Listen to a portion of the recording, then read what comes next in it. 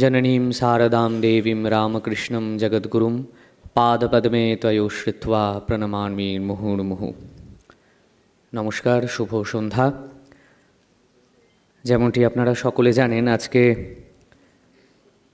Headmaster Srishchandra Sanyal স্মারক বক্তৃতা, এইটি আজকে এই ইনস্টিটিউটের এই নামাঙ্কিত এই শিরোনামে যে বক্তৃতা হয়ে থাকে, এটি তার প্রথম বক্তৃতা আজকে অনুষ্ঠিত হচ্ছে 8ই জানুয়ারি। এবং যেমনটি সকলে জানেন, আজকের এই সভায় যিনি প্রথম শ্রীশচন্দ্র সান্যাল স্মারক বক্তৃতা প্রদান করবেন, শ্রীমৎ স্বামী বলভদ্রানন্দজি মহারাজ, অ্যাসিস্ট্যান্ট জেনারেল সেক্রেটারি, রামকৃষ্ণ মঠ এবং রামকৃষ্ণ মিশন। তিনি শ্রী শ্রী মায়ের বিষয়ে আলোচনা করবেন। এছাড়াও মঞ্চে উপবিষ্ট রয়েছেন পূজনীয় শ্রীমৎ স্বামী সুপর্ণানন্দজি মহারাজ, আমাদের এই ইনস্টিটিউটের সম্পাদক মহারাজ। এছাড়া আছেন ডক্টর বিকাশ চন্দ্র সান্যাল, আপনারা তার সম্পর্কে সম্যকভাবে অবগত রয়েছেন। Night of the legion of honour France, এটি ছাড়াও তিনি নানা উপাধিতে ভূষিত।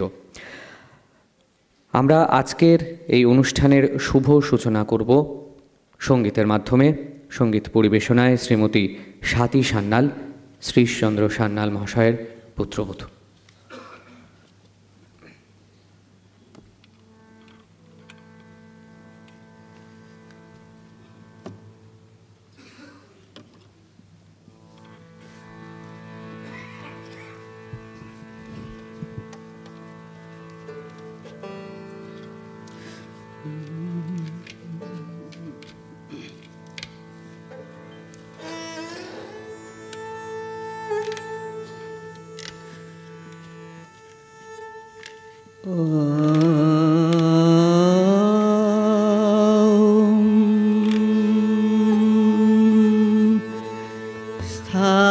स्थापकाय च धर्मस्य सर्वधर्म स्वरूपिणे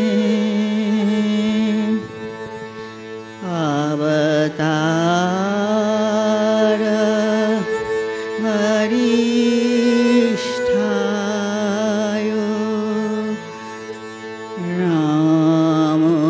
रामकृष्णाय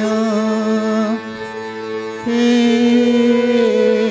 नमः। जननीं शारदां देवीं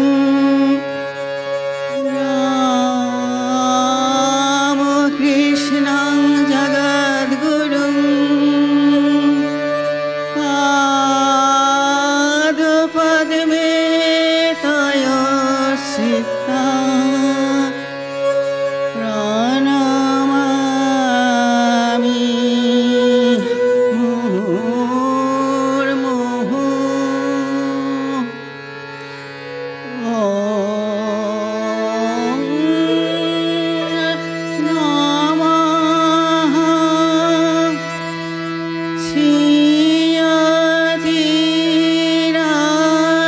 श्रीयतिराजाय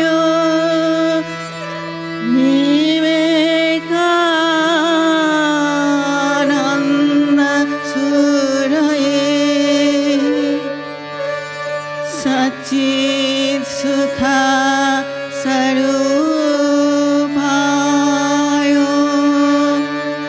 स्वामिने तापहारिणे।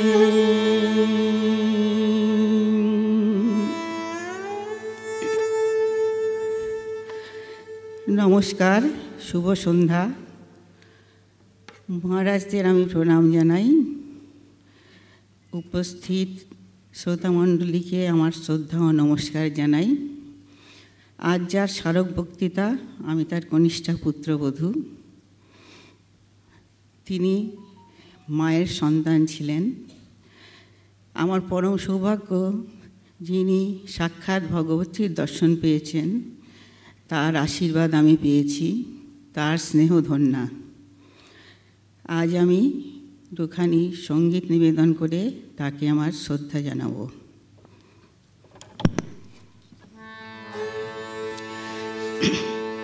কোন্নলতে প্রাণের প্রদীপ জ্বালিয়ে তুমি ধরায় আসো, কোন্নলতে প্রাণের প্রদীপ জ্বালিয়ে তুমি ধরায় আসো। সাধক গো প্রেমিক গো পাগল গো ধরায় আসো, কোন্নলতে প্রাণের প্রদীপ জ্বালিয়ে তুমি ধরায় আসো।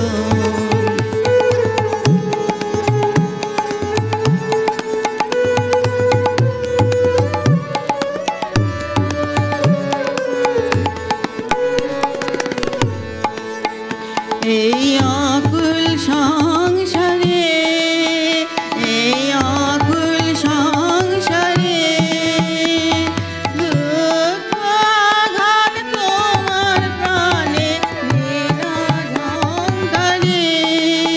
ঘোর বিপদ মাঝে কোন জননীর মুখের হাসি দেখিয়া হাসো, কোন্নলতে প্রাণের প্রদীপ জ্বালিয়ে তুমি ধরায় আসো।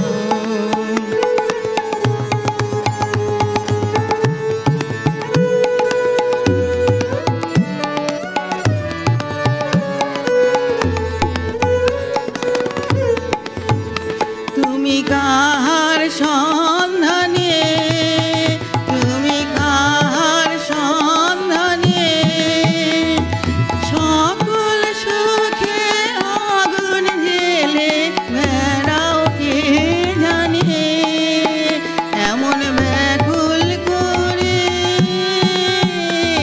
কে তোমারে কাঁদায় যারে ভালোবাসো, কোন্নলতে প্রাণের প্রদীপ জ্বালিয়ে তুমি ধরায় আসো।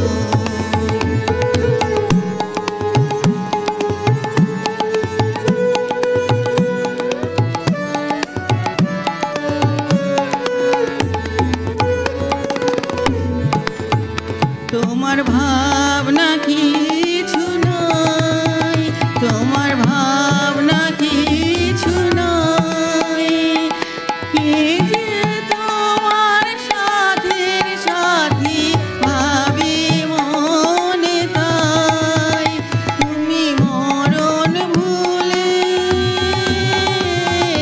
কোন অনন্ত প্রাণ সাগরে আনন্দে ভাসো, কোন্নলতে প্রাণের প্রদীপ জ্বালিয়ে তুমি ধরায় আসো। সাধক গো প্রেমিক গো পাগল গো ধরায় আসো, কোন্নলতে প্রাণের প্রদীপ জ্বালিয়ে তুমি ধরায় আসো, কোন্নলতে প্রাণের প্রদীপ জ্বালিয়ে তুমি ধরায় আসো।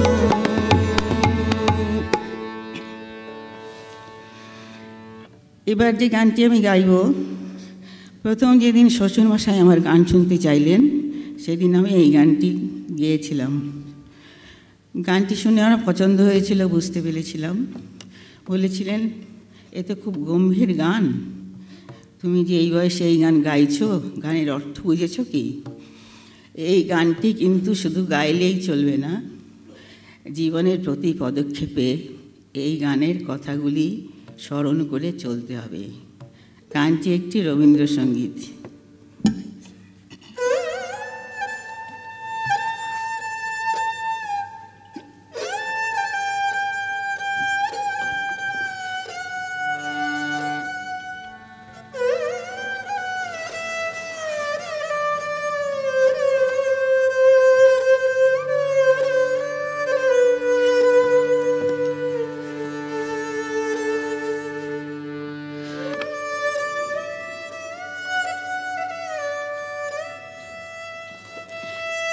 নিবিড় ঘন আঁধারে জ্বলিছে ধ্রুব তারা, মনরে মোর পাথারে হোসনে দিশে হারা।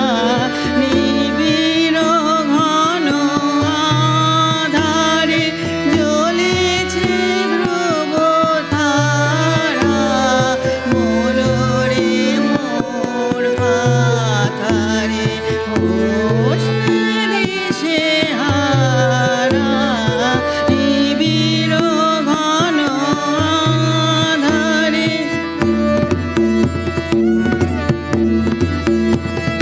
বিষাদে হয়ে ম্রিয়মান, বন্দনা করিও গান। বিষাদে হয়ে ম্রিয়মান, বন্দনা করিও গান। সফল করি তোলো প্রাণ, জুটিয়া মোহধারা, মনরে মোর পাথারে হোসনে দিশে হারা। নিবিড় ঘন আঁধারে জ্বলিছে ধ্রুব তারা, মনরে মোর পাথারে হোসনে দিশে হারা। নিবিড় ঘন আঁধারে রাখিও বল জীবনে, রাখিও চির আশা। শোভন এই ভুবনে রাখিও ভালোবাসা। রাখিও বল জীবনে, রাখিও চির আশা। শোভন এই ভুবনে রাখিও ভালোবাসা। সংসারের সুখে দুঃখে চলিয়া যেও হাসি মুখে। সংসারের সুখে দুঃখে চলিয়া যেও হাসি মুখে। ভরিয়া সদা রেখো বুকে তাহারি সুধাধারা, মনরে মোর পাথারে হোসনে দিশে হারা। নিবিড় ঘন আঁধারে জ্বলিছে ধ্রুব তারা, মনরে মোর পাথারে হোসনে দিশে হারা। নিবিড় ঘন আঁধারে। মায়ের অশেষ কৃপায় যে আজ আমি এই মঞ্চে বসে আমার শ্বশুরমশাইকে শ্রদ্ধা জানাতে পারলাম। সবাইকে আবার নমস্কার ও প্রণাম জানিয়ে আমি শেষ করছি। এবারে ইনস্টিটিউটের রীতি অনুযায়ী শ্রীশচন্দ্র সান্যাল মহাশয়ের একটি নাতি দীর্ঘ জীবনী পাঠ করবেন স্বামী সুপর্ণানন্দজি মহারাজ।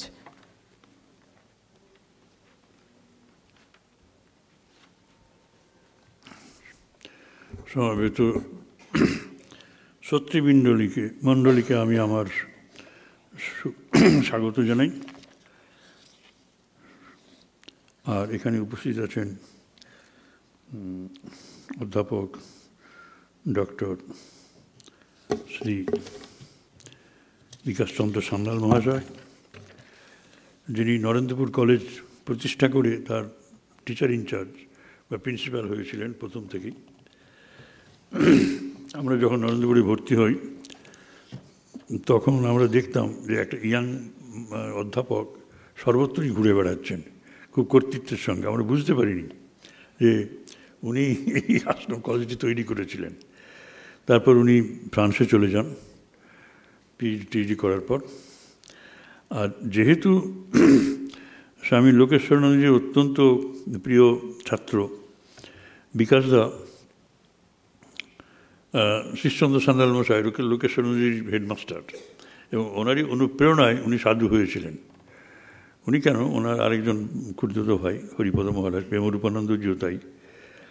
তা এই শ্রীশচন্দ্র সান্যালের প্রভাব মহারাজের জীবনে, লোকেশ্বরের জীবনে অত্যন্ত বেশি ছিল। আর এই শ্রীশচন্দ্র সান্যাল মশাইকে আমাদের বিকাশদাও দেখেছেন, উনি একটু পরেই ওর স্মৃতিচারণ করবেন। তার আগে আমরা একটু জীবনী পাঠ করি। আর আমাদের মধ্যে উপস্থিত আছেন স্বামী বলভদ্রানন্দজি, সহকারী সাধারণ সম্পাদক রামকৃষ্ণ মঠ এবং রামকৃষ্ণ মিশন। তিনি বক্তৃতা দেবেন শ্রী শ্রী মায়ের উপর, কারণ শ্রী শ্রী মা ছিলেন শ্রীশচন্দ্র সান্যাল মশাইয়ের গুরু, তার কাছে দীক্ষা পেয়েছিলেন।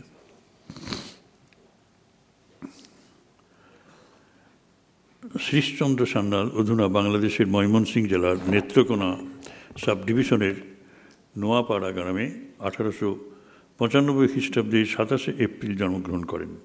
পিতা নবীনচন্দ্র সান্যাল, মাতা কুসুম কামিনী দেবী আধুনিকভাবে ভাবিত হলেও আধ্যাত্মিক জ্ঞান সম্পন্ন মানুষ ছিলেন। শ্রীশচন্দ্র ছোটবেলায় পিতাকে হারান এবং কুসুম কাননী দেবী ছোট্ট শিশু শ্রীশকে মানুষ করার জন্য সাতপাইপাড়ার পিতৃগৃহে চলে আসেন।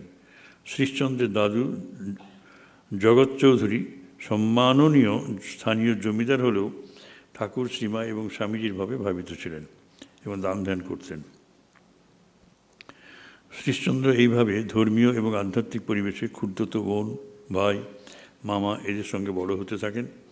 1914 খ্রিস্টাব্দে তিনি বিহারের জামতারা হাই স্কুল থেকে ম্যাট্রিক পাস করে ইন্টারমিডিয়েটে রিপন কলেজ, বর্তমান সুরেন্দ্রনাথ কলেজে ভর্তি হন। 1918 খ্রিস্টাব্দে ইংরেজিতে অনার্স নিয়ে স্কটিশ চার্চ কলেজ থেকে বিএ পাস করেন। কলকাতায় পড়াশোনা করার সময় স্কট লেনে হোস্টেলে তিনি এবং তার ছোট মামা শ্রী দ্বিজেন চৌধুরী একসঙ্গে থাকতেন। পরবর্তীকালে শ্রী দ্বিজেন চৌধুরী রামকৃষ্ণ মিশনে যোগদান করেন এবং সন্ন্যাস নাম হয় স্বামী বিবিদিশানন্দ। তার আর এক মামা বেলুড় মঠে সন্ন্যাস দীক্ষা নেন, তিনি আত্মবোধানন্দ। বেলুড় মঠে সন্ন্যাসী স্বামী অখিলানন্দ এবং স্বামী রমানন্দ তার ক্ষুদ্রত ভাই ছিলেন। এই ফ্যামিলিটা এইরকম, এরা সব বিদেশে গিয়েছিলেন। আত্মবোধানন্দজি মায়ের বাড়ির অধ্যক্ষ ছিলেন। ছাত্রাবস্থায় কলকাতায় থাকাকালীন সময় পেলে শ্রীশচন্দ্র বেলুড় মঠে মন্দির দর্শন এবং প্রবীণ সন্ন্যাসী মহারাজদের কথা শুনতে যেতেন। শ্রীশচন্দ্রের কলেজ জীবনে একবার বাগবাজারে মায়ের বাড়িতে শ্রী শ্রী মায়ের দর্শন লাভের সৌভাগ্য হয়। 1917 খ্রিস্টাব্দে শ্রীশের দুই কাকা শিলং থেকে জয়রামবাড়িতে মায়ের দর্শন লাভের জন্য আসেন এবং শ্রীশও তাদের সঙ্গী হন এবং মায়ের কাছে দীক্ষা আশীর্বাদ প্রার্থনা করলে মা তৎক্ষণাৎ তা পূরণ করেন। শ্রীশচন্দ্র ঠাকুর মা স্বামীজির ভাবে ভাবিত হয়ে তার পরিবার এবং ছাত্রদের অনুপ্রাণিত করতেন এবং এইভাবেই তার দুইজন উল্লেখযোগ্য ছাত্র হলেন স্বামী লোকেশ্বরানন্দ এবং স্বামী প্রেমরূপানন্দ। প্রেমরূপানন্দ জয়রামবাড়িতে ছিলেন, আপনারা জানেন অনেকেই। 1917 খ্রিস্টাব্দে শ্রীশচন্দ্র নলিনীবালা দেবীকে বিবাহ করেন। 1918 খ্রিস্টাব্দে শ্রী নলিনীবালা দেবী ও মা কুসুম কামিনী দেবীকে বাগবাজারে শ্রী শ্রী মায়ের নিকট নিয়ে আসেন এবং মা তাদের মন্ত্র দীক্ষা দেন। 1918 খ্রিস্টাব্দে গ্র্যাজুয়েট হওয়ার পর শ্রীশচন্দ্র নোয়াপাড়াতে পিতৃগৃহে ফিরে আসেন এবং গ্রামের প্রাথমিক বিদ্যালয়টি নতুন করে গড়ে তোলার কাজে মন দেন। 1925 খ্রিস্টাব্দে লালমনিরহাট স্কুলের হেডমাস্টারের দায়িত্ব পান এবং দীর্ঘ 27 বছর ধরে তা নিষ্ঠার সঙ্গে পালন করেন ও লালমনিরহাট স্কুলটিকে রাজ্যের অন্যতম উচ্চ বিদ্যালয়ের রূপ দেন। তার প্রচেষ্টায় স্কুলের উর্দু বিভাগ এবং বালিকা বিভাগ প্রতিষ্ঠিত হয়। এই লালমনিরহাট স্কুলেতেই আমাদের স্বামী লোকেশ্বরজি পড়তেন। দেশ স্বাধীন হওয়ার পর 1952 খ্রিস্টাব্দে রাজনৈতিক অস্থিরতার কারণে কলকাতায় চলে আসেন। পরবর্তী 15 বছরের কর্মজীবনের প্রথম দিকে তিনি হুগলি জেলার পান্ডুয়াতে ইলসভা মণ্ডলায় ছোট স্কুলটিতে যোগ দিয়ে সেটিকে উচ্চমানের হাই স্কুলে পরিণত করেন। 1957 খ্রিস্টাব্দে বাগবাজারের রামকৃষ্ণ ডে স্টুডেন্টস হোমের প্রথম ওয়ার্ডেন নিযুক্ত হয়ে কলকাতায় চলে আসেন। এটা হচ্ছে নন্দলাল বোস আর পশুপতি বোস, দুই ভাই বাড়ি, বিশাল বাড়ি, দেখবেন আপনারা আমাদের যোগিনমান বাড়ির সামনে যদি কখনো দেখেন, ওর একটা অংশ বিশাল প্রাসাদ, এই রামকৃষ্ণ ডে স্টুডেন্টস হোম হয়েছিল, ওখানে বসে পড়লে পরই খাওয়ার পাওয়া যেত। তো ছেলেরা ওখানে লাইব্রেরিতে পড়াশোনা করতেন। আমি ওখানে গিয়েছি, কয়েকবার দেখেছি, পড়তে নয় কিন্তু এমনি বেড়াতে গেছিলাম। শ্রীশচন্দ্র সান্যাল নরেন্দ্রপুর রামকৃষ্ণ মিশনের প্রথম ম্যানেজিং কমিটির সদস্য ছিলেন এবং নরেন্দ্রপুর রূপায়ণের অংশীদার হয়েছিলেন। শেষ জীবনে তিনি দুর্গাপুরে পরিবারের সকলের সঙ্গে বসবাস করতেন। 1986 খ্রিস্টাব্দের 4 ডিসেম্বর শ্রী শারদামায়ের কৃপাধন্য শ্রীশচন্দ্র সান্যাল রামকৃষ্ণলোকে যাত্রা করেন। হেডমাস্টার শ্রীশচন্দ্র সান্যাল স্মারক বক্তৃতা তার পুত্র শ্রী চণ্ডীদাস সান্যাল, আমেরিকাবাসী এখন, এবং তার স্ত্রী শ্রীমতী স্বাতী সান্যাল, তিনি গান গেয়ে শোনালেন এখন, এবং কন্যা শ্রীমতী ঝিরম সান্যালের পৃষ্ঠপোষকতায় আয়োজিত। আজ এই প্রথম হেডমাস্টার শ্রীশচন্দ্র সান্যাল স্মারক বক্তৃতা দেবেন স্বামী বলভদ্রানন্দজি এবং তার বিষয় শ্রী শ্রী মা। আমি এখন বিকাশদাকে অনুরোধ করছি, তার অল্প স্বল্প রেমিনেসেন্সেস আছে, ব্যক্তিগত স্মৃতি আছে। এই আমাদের গুরুর গুরু, বুঝলেন না, ব্যাপারটা আমাদের কাছে একটু অন্যরকম, অন্য মাত্রা পায়। সেজন্য আমরা এই মানুষটির সম্বন্ধে, তাকে যারা প্রত্যক্ষ দেখেছেন, বুদ্ধিদীপ্ত বিচার আমরা তার সেই সব মানুষের কাছ থেকে চাই, এবং বিকাশদা একজন সেরকম। আমি তাকে অনুরোধ করব, আপনি শ্রীশচন্দ্র সান্যাল মহাশয়ের স্মৃতিচারণ করুন। ওখানেই করবেন? হ্যাঁ, করুন। এগিয়ে যান, এগিয়ে যান, নিজেকে এগোতে হবে। ঠিক আছে, এগিয়ে যান, এগিয়ে যান। আমি দাঁড়িয়ে বলতে ভালোবাসি, কিন্তু মনে হচ্ছে না, পড়ে যাবে। না না না, পড়বো না। না, একটু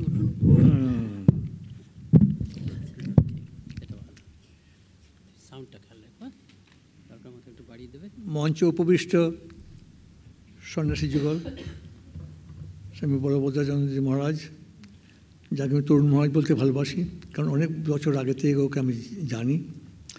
বিশেষ করে আমরা একটা জায়গাতে আমরা একসঙ্গে গিয়েছিলাম 1957 সালে মনে হয়, আমরা মৎস্যন্দপুরে গিয়েছিলাম। স্বামী, তুমি যাওনি? আচ্ছা, আমি ভুল করেছি তাহলে, যাকে অন্য কেউ একজন গিয়েছিলেন।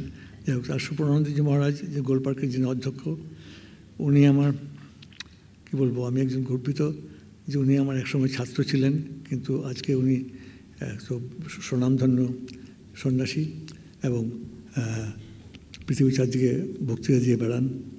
আর বলভদ্রানন্দজি মহারাজও সেরকমই, উনি তো এখন সহকারী সম্পাদক, এবং একদিন আশা করছি উনি শুধু সম্পাদক নন, আরও উপরে উঠবেন, সেই আশীর্বাদ আমি ওকে করে এসেছি। যাই হোক, আমি সামনে অনেককে দেখতে পাচ্ছি। বাসুদেব বর্মন এখানে আছেন না? বাসুদেব বর্মন কে এসেছেন? বাসুদেব বর্মন কি এখানে এসেছেন? একটু হাতটা তুলবেন। বাসুদেব বর্মনকে বলছি, উনি এসছেন, ঠিক আছে। বাসুদেব বর্মন আর আমি, আমরা একসঙ্গে ছোটোবেলা থেকে একসঙ্গে বন্ধু। আর আমি আর ও এখনও 1954 সাল থেকে, আমি 1953 সাল থেকে আছি, উনিও 1953 সাল কিছুদিন পরে পাথুরিয়াঘাটে জয়েন করেন। তারপর থেকে আমরা এখন পর্যন্ত সে বন্ধু থেকে গেলাম, এবং আমরা দুজনকে খুবই আন্তরিকভাবে ভালোবাসি। যাই হোক, আরও অনেকে হয়তো আমাকে চিনতে পারেন, আমি অনেকে চিনতে পারবো। চণ্ডীদাস সান্যাল, খোকন, ওকে আমি খোকন বলতাম, তো ওকে তো চিনি। ওর দাদা ধনা, ওকেও আমি দেখেছি নরেন্দ্রপুরে, এবং সাথীকে আমি দেখেছি বলে মনে পড়ে না, সাথী সান্যাল, এটা ছোট্ট সান্যাল পরিবার এখানে হয়ে গেল আজকে।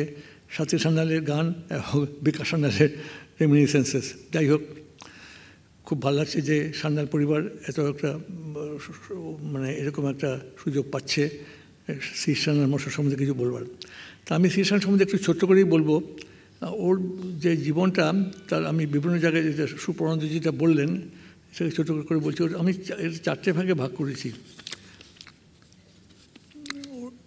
উনি 1920 সালে উনি প্রথম লালমনিরহাটে শ্রী সান্যাল মশাইয়ের কাছে উনি পড়তে গিয়েছিলেন, মামার বাড়িতে গিয়েছিলেন, সেখানে পড়তে গিয়েছিলেন। না পড়তে জানি, উনি বেড়াতে গিয়েছিলেন। একদিন স্কুলে এলেন লালমনিরহাটে, তখন শ্রী সান্যাল মশাই মাস্টারমশাই। উনি দেখে বলেন, এই শোনো, তুমি কোত্থেকে এসছো? কোথায় এসছো? আমার মামার বাড়িতে এসছি। ঠিক আছে, মামাকে বলে দাও যে তুমি আজ থেকে আমার বাড়িতে থাকবে। তো তুমি কী করতে চাইছো? মাস্টারমশাই, আমি সাধু হব। তুমি সাধু হবে? চলো আমার বাড়িতে চলো। এখন তো সাধু আর বয়স হয়নি। তো উনি খুব হাত দেখতে পারতেন খুব ভালো, আর লোক চিনতে পারতেন খুব ভালোভাবে শ্রী সান্যাল মশাই। সে 1920 সালে উনি ওকে নিয়ে বাড়ি চলে গেলেন এবং সেখানে 2 বছর রেখে ওকে বিএ পাশ করালেন ওর বাড়িতে রেখে। বিএ পাশ করার পরে বলছি, তুমি এখন সাধু হতে যাও। তো উনি এসে মায়ের কাছ থেকে দীক্ষা নিলেন। সেটা শুনলাম আমি সুপর্ণানন্দ মহারাজের কাছে। যাই হোক, তা এই হচ্ছে 1920 সালের ঘটনা। তা আচ্ছা, শুনতে পাচ্ছেন আপনারা সবাই? আর একটু কাছে আনতে হলো মাইকটা, না শোনা যাচ্ছে? শোনা যাচ্ছে, ঠিক আছে। যাই হোক, ঠিক আছে। যাই হোক, তারপরে শুরু হলো ওর নিজের জীবন এবং তার সঙ্গে সঙ্গে উনি শ্রী সান্যালকে মাথায় করে নিয়ে যাচ্ছেন। তারই অনুপ্রেরণায়, তারই পেছনে আশীর্বাদপুত হয়ে উনি খুব স্বনামধন্য সন্ন্যাসী হলেন, লোকেশ্বরানন্দ মহারাজ। আর তারপরে একটা বিরাট ঘটনা ঘটলো। না, যাই হোক, 1954 সালে জ্ঞান ঘোষ তখন কলকাতা ইউনিভার্সিটির ভাইস চ্যান্সেলর। উনি একটা নতুন স্কিম তৈরি করলেন, ডে স্টুডেন্টস হোম। যারা গরিব এবং মেধাবী ছাত্র, ওরা ওখানে এসে পড়াশোনা করতে পারবে, ওদের বইপত্র দেওয়া হবে বিনা পয়সায় এবং থাকতে পারবে যতক্ষণ পর দিনের বেলা, কিন্তু রাত্রিবেলা চলে যেতে হবে বাড়িতে। তো সেইটাতে উনি শ্রী সান্যাল মশাইকে বসিয়ে দিলেন। ছাত্রগত প্রাণ মাস্টারমশাই উনি ওদেরকে নিয়ে খুব ভালোভাবে একটা সুষ্ঠুভাবে সেই ডে স্টুডেন্টস হোম চালালেন। এটা কলকাতার সবচেয়ে বড় এবং ভালো ডে স্টুডেন্টস হোম হিসেবে পরিচিত হয়েছিল। সেখানে থেকে উনি 1954 সাল থেকে আমি বলছি, সুপর্ণানন্দ বলেন 57 সাল থেকে। যাই হোক, একটু মানে হায়রে কবি কেটে গেছে কালিদাসে কাল, পণ্ডিতের বিবাদ করে 9 তারিখ সাল। আমি সেটা করবো না, আমাদের এখানে চণ্ডীদাস সেটা বার করবে সবাইকে। যাই হোক, তা সেখানে উনি আজীবন কাজ করে গেলেন এবং উনি কিন্তু ওই 1943 পর্যন্ত উনি ছিলেন চেরাপুঞ্জিতে। তারপরে ছিলেন উনি দেওঘর বিদ্যাপীঠে হেডমাস্টার হিসাবে এবং সেখানে খুব বড় বড় প্রতিষ্ঠানে খুব কাজ করেছেন। তারপরে উনি 1954 সালে যখন ওকে পাথুরিঘাটা আশ্রমে পাঠানো হলো, উনি খুব মন খারাপ করেছিলেন। উনি ভেবেছিলেন যে এত বড় বড় প্রতিষ্ঠান থেকে এসে একটা ছোট্ট প্রতিষ্ঠান, 3-4 জন মাত্র ছাত্র, আবার সেখানে গোলমাল হয়, সেখানে আমি গিয়ে কি ভালো করতে পারবো? কী জানি উনি, আমার সেই সময় মনে হচ্ছে যে উনি মস্তন্দপুরে গিয়েছিলেন। আমার মনে হচ্ছিল আমার সঙ্গে বোধহয় তরুণ মহারাজ ছিলেন, তা ছিলেন না, তা যাই হোক অন্য কেউ ছিলেন হয়তো। উনি ওখানে একটা আধ্যাত্মিক উপলব্ধি পেলেন। বলেন যে না, তুমি ঠিকই এসছো, এখানে তোমার বিরাট মহিরুহ তৈরি হবে, এখান থেকে তুমি বিরাট প্রতিষ্ঠান তৈরি করবে। এবং সেই প্রতিষ্ঠান হলো আজকের নারায়ণপুর। তা আমার সুযোগ হয়েছিল সেখানকার প্রথম কলেজটা প্রতিষ্ঠা করার এবং ওর কিছুটা স্বপ্ন সফল করার দিক থেকে। যাই হোক, সেই ডে স্টুডেন্টস হোমে উনি 86 সাল অবধি ছিলেন, তারপর তো তিরোধান করলেন। তা ওই সময়টাতে এই যে উনি যে শ্রী সান্যাল মশাই যে ওকে নিয়ে গেছিলেন ওখানে, তারপরে যে উনি এত বড় সাধু হতে পেরেছেন, সেটা কিন্তু আমি খুব মনে করি যে শিক্ষাগুরু সেটা একটা বিরাট জিনিস, আমার জীবনে একটা বিরাট প্রাপ্য।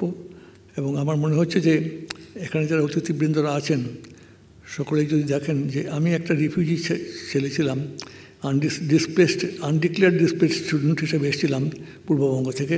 খুব গরিব ছিলাম, কোনো পয়সা করি ছিল না। কাকা একটা লোয়ার ডিভিশন ক্লার্ক ছিলেন অর্ডিন্যান্স ফ্যাক্টরির, সেখানে লোয়ার ডিভিশন ক্লার্কে ওর বাড়িতে একটা রুমে থাকতাম, থেকে একটু পড়াশোনা করে খুব খেটে পড়াশোনা করেছিলাম। কিন্তু দেখলাম যে স্কুল ফাইনাল পরীক্ষার সময় যখন নাকি রামকৃষ্ণ মিশনে থাকার চেষ্টা করতে শুরু করেছি আমার বাবার নির্দেশে, তখন দেখলাম যে পরীক্ষাটা ভালোই হয়েছে, হয়তো চান্স পেয়ে যাব। কিছুদিন পরে পরীক্ষার রেজাল্ট বেরোলো, দেখলাম যে বৃত্তি পেয়েছি একটা, তো প্রেসিডেন্সি কলেজে পড়াটা ফ্রি হয়ে যাবে। তারপরে আমি রামকৃষ্ণ মিশনে যাওয়ার জন্যে পাঁচটিঘাটা স্টুডেন্টস রুমে গিয়ে স্বামী লোকের সঙ্গে দেখা করলাম। দেখেই আমি অবাক যে এত সুপুরুষ সন্ন্যাসী।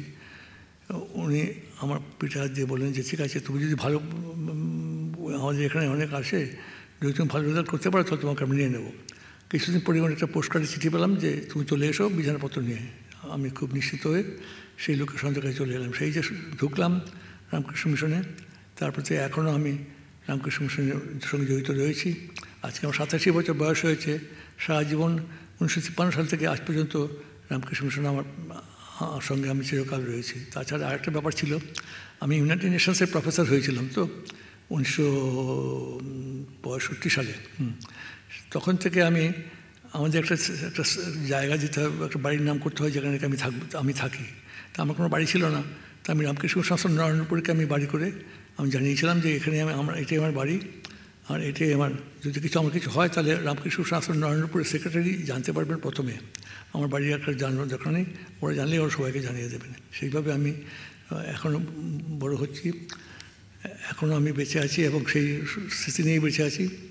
তা আমার খুব ইচ্ছে যে যারা ছাত্রবন্ধুরা এখানে আছেন তারা একটু যদি খেটে খুঁটে যদি পড়াশোনা করেন তাহলে আর কিছু না, যাই করুন না কেন নিজের উপরে যদি বিশ্বাস রেখে উচ্চাবিলাস রাখেন তাহলে খুব ভালো করবেন। আর যারা অতিথিবৃন্দরা আছেন তারাও বলছি যে আপনারা যদি ছেলে মেয়েদের একটু ভালো করে শিক্ষা দেন রামকৃষ্ণ বিবেকানন্দের ভাবধারা নিয়ে, তাহলে মনে হয় সকলেই ভালো হবে। আর আজকালকার দিনে আমাদের মা বাবারও অনেক দায়িত্ব বেড়ে যাচ্ছে, কারণ এই মোবাইল ফোনের যুগে খুবই কষ্ট হয় ওদেরকে কন্ট্রোল করা। সেটা যদি আপনারা একটু ভালো করে বুঝে নেন কী করে ওদেরকে বোঝাতে হবে, কী করে ওদেরকে মোবাইল ফোনের থেকে একটু দূরে থাকতে দিতে পারবেন এবং ভালো বড় জিনিসগুলো যা দেখতে পারে তাতে যাতে হয় সেই দিকে চেষ্টা রাখবেন। সেই চেষ্টা করা হচ্ছে এখন। বাবা মাকে ওরিয়েন্টেশন দেওয়া হচ্ছে, ছেলে মেয়েদের তো বলা হচ্ছেই। যাই হোক, এই বলে আজকে আমি শেষ করছি। অশেষ ধন্যবাদ আপনাদের আমার কথা শুনে রয়েছেন। অশেষ নমস্কার।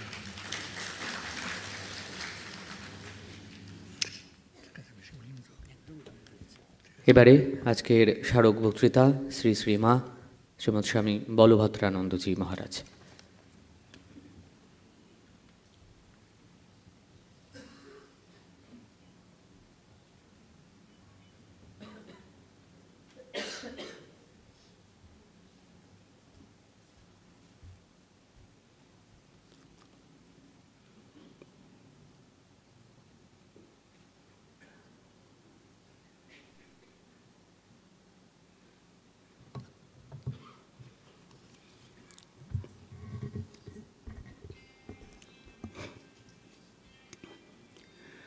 ঠাকুর মা স্বামীজিকে প্রণাম নিবেদন করছি, যার স্মৃতিতে আজকের এই স্মারক বক্তৃতা। সেই প্রধান শিক্ষক, চিরকালের সকলের মনের মধ্যে গেঁথে যাওয়া প্রধান শিক্ষক শ্রীশচন্দ্র সান্যাল মহোদয়ের স্মৃতির উদ্দেশ্যে প্রণাম নিবেদন করছি। আমরা যারা লোকেশ্বরানন্দজির কাছে থেকেছি তারা মাস্টারমশাই, হেডমাস্টার শ্রী সুরেশচন্দ্র সান্যাল, আমরা মাস্টারমশাই, মহারাজের মাস্টারমশাই মানে আমাদেরও মাস্টারমশাই, এভাবে আমরা জানি। তা মাস্টারমশাইয়ের কথা আমরা বারবার ধরে শুনেছি লোকেশ্বরানন্দজির মুখ থেকে। কাজেই শ্রীশচন্দ্র সান্যালকে স্মরণ করলেই লোকেশ্বরানন্দজির কথাও আমাদের মনের মধ্যে স্বাভাবিকভাবে এসে যায়। কাজেই মহারাজকেও প্রণাম নিবেদন করছি। যতদূর জানি মহারাজজির লোকেশ্বরানন্দজির খুড়তুতো ভাই প্রেমরূপানন্দজি, তিনিও লালমনিরহাট স্কুলে পড়তেন। আর বিখ্যাত চিকিৎসক ডক্টর কান্তি বক্সী, তিনিও ওই লালমনিরহাট স্কুলে মাস্টারমশাইয়ের ছাত্র ছিলেন। আরও একজন সন্ন্যাসী আমাদের এখানে আছেন, আমাদের সঙ্গে আছেন, তিনি এদের থেকে অনেকই ছোট। তাকেও মাস্টারমশাই শ্রীশচন্দ্র সান্যাল মহোদয় নিজের থেকে পড়াশোনা করিয়ে তারপরে এই সাধু জীবনের পথে তাকে প্রেরণ করেছিলেন। তো তিনি এখনও আছেন, বয়স হয়েছে অনেক, বেঁচে আছেন। তা মহারাজ লোকেশ্বরন্দীজির কাছে মাস্টারমশাইয়ের সঙ্গে তার প্রথম সাক্ষাৎ যেটা শুনেছি, বারবার ধরে শুনেছি অনেকবার, সেটা হচ্ছে উনি বোধহয় ক্লাস 9-এ উঠেছিলেন। 9-এ উঠে পরীক্ষা হয়ে গেছে, অ্যানুয়াল পরীক্ষা। উনি লালমনিরহাটে গেছেন, কেননা কাকার বাড়ি সেখানে, যে কাকার সন্তান হচ্ছে হরিপদ মহারাজ বা প্রেমরূপানন্দজি। তা প্রেমরূপানন্দজি লালমনিরহাট স্কুলে পড়তেন, ছোট, তার সঙ্গে তিনি স্কুলে গেছেন। স্কুলে গিয়ে সকলের সঙ্গে আলাপ টালাপ হচ্ছে, এই সময় স্কুলের ক্লাস শুরু হওয়ার ঘন্টা পড়ে গেল এবং তিনি আর কি করবেন, ছেলেদের সঙ্গে একটা ক্লাসে ঢুকে পড়লেন। সেই ক্লাসটি নিতে আসলেন মাস্টারমশাই শ্রীশচন্দ্র সান্যাল মহোদয়। তা তিনি এসেই দেখলেন একটি ছাত্র বসে আছে। তা মহারাজ বলতেন যে প্রথম দেখেই হেডমাস্টার স্যারকে আমার খুব ভালো লেগে গেল। তা তিনি তারপর জিজ্ঞেস করতে শুরু করলেন, কথাবার্তা সব ইংরেজিতে হচ্ছে, হু আর ইউ, হ্যাঁ, হোয়ার আর ইউ ফ্রম, সব কিছু জিজ্ঞেস করছেন। তা বলে, তুমি কি আমাদের স্কুলে পড়তে চাও? বলে, আমি পড়তে চাই। বলে, পড়তে গেলে তোমাকে খুব ভালো ছাত্র হতে হবে। মহারাজ বলছেন, I am a good student, এরকম বললেন। তারপর বলছে, ঠিক আছে, তুমি ক্লাসের পরে এসো, তোমার পরীক্ষা নেওয়া হবে। মহারাজের তখনই ভালো লেগে গেছে, এই স্কুলেই পড়বেন, এটা ঠিক করে ফেলেছেন। এবং সেটাই মাস্টারমশাইকে দেখে তারপরে তার সঙ্গে দেখা করলেন, একটা এসে লিখতে দিলেন। ওনার ক্লাস আছে, উনি হেডমাস্টার, তিনি তাকে নিজের ঘরে বসিয়ে বা পাশের ঘরে বসিয়ে একটা এসে লিখতে দিলেন, যতদূর শুনেছি মনে হয় পোস্টমাস্টার, এইটার উপরে এসে। তারপর উনি ক্লাস করে এসে এটা পেপারটা দেখলেন, পেপারটা দেখলে খুশি হলেন। হ্যাঁ, বলে, ঠিক আছে, তুমি তাহলে ভর্তি হবে তো? বলে, হ্যাঁ, ভর্তি হব। তারপরে তিনি বাড়িতে ফিরলেন। বাড়িতে ফিরে যখন বললেন কাকার কাছে আমি স্কুলে ভর্তি হব, বলে এসেছি মাস্টারমশাইকে, বলে, এরকম তো তোমার বলা উচিত হয়নি, তোমার বাবা মা আছে, বাবাকে জিজ্ঞেস করলাম না, ইত্যাদি ইত্যাদি হলো। তারপরে তিনি ভর্তি হয়ে গেলেন। এবং তারপরে এসব স্মৃতিকথা মহারাজের, মহাপুরুষ মহারাজজির যে স্মৃতি আছে লোকেশ্বরানন্দজির, সেখানে আপনারা পড়বেন। যে পড়াশোনা হচ্ছে, বাড়িতে গিয়ে পড়তেন, পড়াশোনার থেকেও লীলা প্রসঙ্গ, কথামৃত, এসবের কথা, রামকৃষ্ণ জগতের কথা এই প্রথম লোকেশ্বরানন্দজি শুনলেন। এবং আপনারা তো শুনলেন যে তার পরিবারে একদম 4 জন সাধু, আত্মীয় স্বজন, মামা, এদের মধ্যে তার কাছ থেকে শুনছেন। স্বামীজি নেই, রাজা মহারাজজি নেই, বলছেন খুব সময় থাকতে মহাপুরুষ মহারাজজি আছেন, তার কাছ থেকে তুমি কৃপা নাও, কৃপা গ্রহণ করো। তারপর পরীক্ষা টরীক্ষা যখন হয়ে গেল, তারপরে লোকেশ্বরানন্দজি, এবং তখন ওনার কাছ থেকেই তিনি মানে সাধু হওয়ার কথা তিনি মাস্টারমশাইয়ের কাছ থেকেই শুনলেন। শুদ্ধ সংস্কার ছিল, মাস্টারমশাই ওরকম দেখতেন, ওই জামাটা খোলো তো দেখি চেহারা, হাত তো দেখতে পারতেন, শুনলেন, তোমার সাধু হওয়ার লক্ষণ আছে। মাস্টারমশাই ঢোকালেন তার মাথায় সাধু হওয়ার সংকল্প। এবং উনিও মহাপুরুষ মহারাজজির কথা মাস্টারমশাইয়ের কাছ থেকে শুনে তাকে মনে মনে গুরুপদে বরণ করলেন। তারপর পরীক্ষার পরে যখন কলকাতায় আসছেন, ট্রেনে করে আসছেন, সেগুলো সব মহারাজ বলতেন। যে ট্রেনের মধ্যেই দেখলেন যে একটি পত্রিকা, স্বাধীন বলে একটা পত্রিকা নতুন সেদিনকে শুরু হয়েছে, এবং তারা রামকৃষ্ণ সংঘের অধ্যক্ষ অর্থাৎ মহাপুরুষ মহারাজজির আশীর্বাদ নিয়ে সেই পত্রিকার প্রথম সংখ্যাটি প্রকাশ করছে, এবং তাতে প্রথম পাতাতেই মহাপুরুষ মহারাজের ছবি। তা সেটা ওনার কাছে খুব, লোকেশ্বরানন্দজির কাছে খুব একটা তাৎপর্যপূর্ণ মনে হলো। মনে মনে তাকে প্রণাম করলেন। তারপরে ঘটনা যা আপনারা ওই মহাপুরুষ মহারাজজির স্মৃতি সংগ্রহে পড়বেন, যে পরের দিনই তিনি খিদিরপুর থেকে একেবারে সাইকেল করে, লোকেশ্বরানন্দজি সাইকেল করে তিনি গিয়ে বেলুড় মঠে পৌঁছলেন। কিছুই জানেন না, পুরনো ঠাকুর ঘরে উঠছেন, সেটাই তখন ঠাকুর ঘর। উঠতে যখন যাচ্ছেন, পাশের একটা জানলা খুলে গেল। সেই জানলায় যাকে দেখলাম, মহারাজজি লিখেছেন যে সূর্যের মতোই তার কোনো পরিচয়ের প্রয়োজন হয় না, মানে মহাপুরুষ মহারাজজি। আর মহাপুরুষ মহারাজজিও তাকে দেখে একদম পরিচিতের মতন ব্যবহার করলেন, বলে আয় আয়, তুই এত ছোট ছেলে সাইকেল করে এসেছিস। তা যাই হোক, তা সারা জীবন আমরা লোকেশানন্দজিকে দেখেছি যে কী কৃতজ্ঞ তিনি মাস্টারমশাইয়ের কাছে ছিলেন।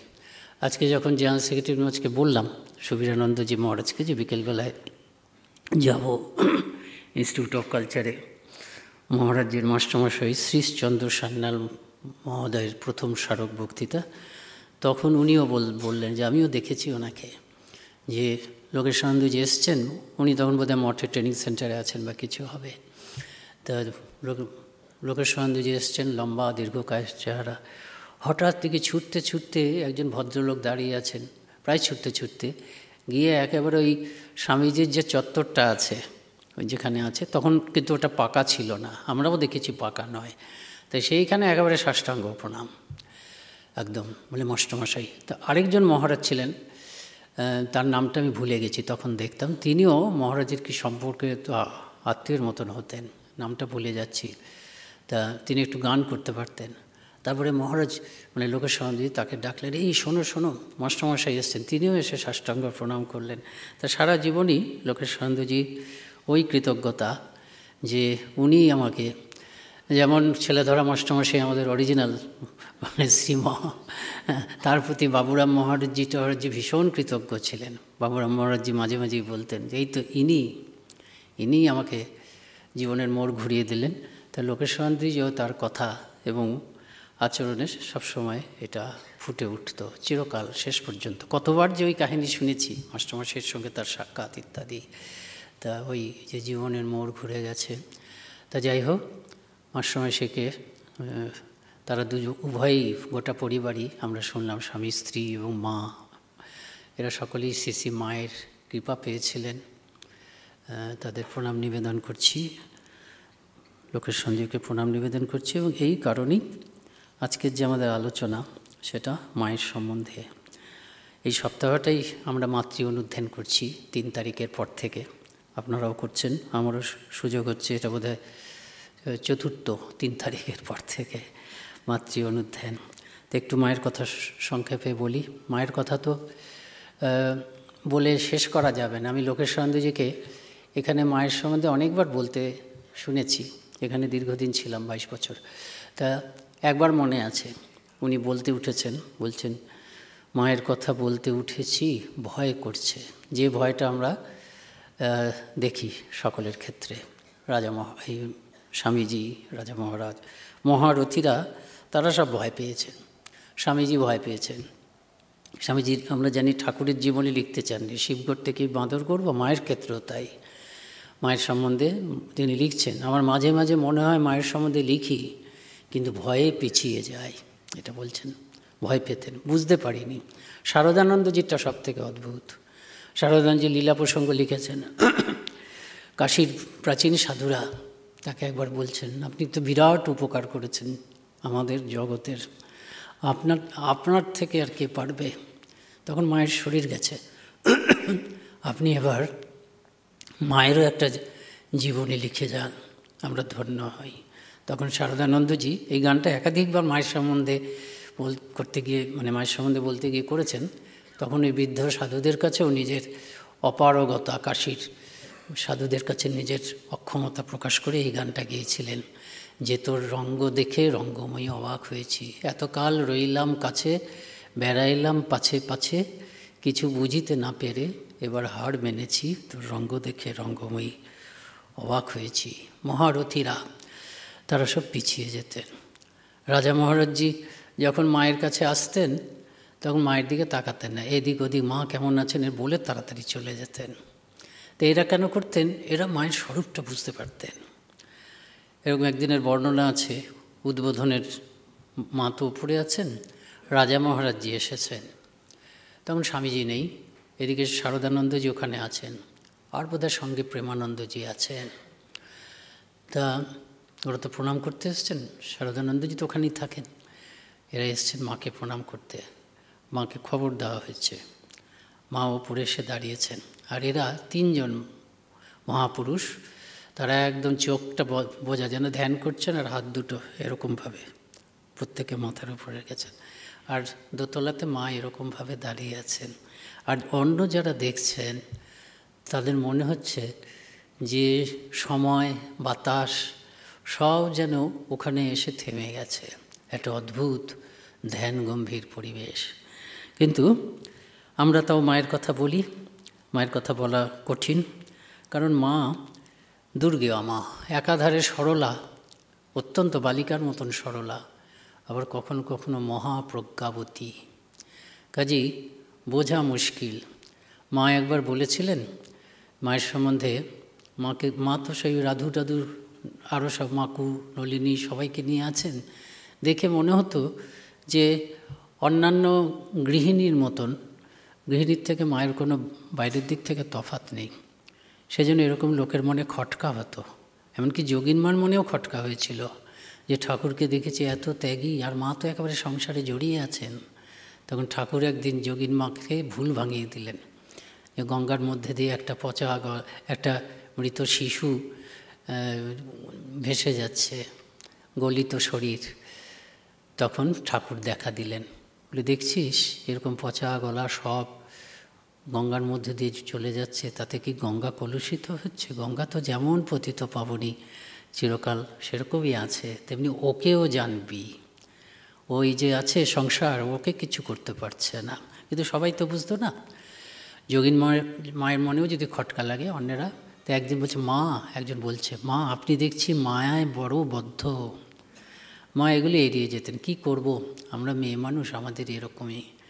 একদিন বললেন কি করব, নিজেই যে মায়া, কি সাংঘাতিক আত্মপ্রকাশ, কিন্তু কারোর বোঝার সাধ্য নেই। মায়া, মায়া মানে তো দুর্গেয়া, অনির্বচনীয়। সেজন্য মাকে বোঝা যেত না। সরল, আবার মহাপ্রজ্ঞাবতী। কীরকম সরল?